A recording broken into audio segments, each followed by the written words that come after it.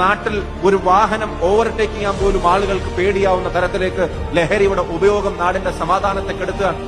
സ്കൂളിൽ പഠിക്കുന്ന കുട്ടികളുടെ കയ്യിലേക്ക് ആയുധങ്ങളും ലഹരിയും വെച്ചു കൊടുക്കുന്ന അവസ്ഥ നമ്മൾ കണ്ടു നിൽക്കേണ്ടി വരിക.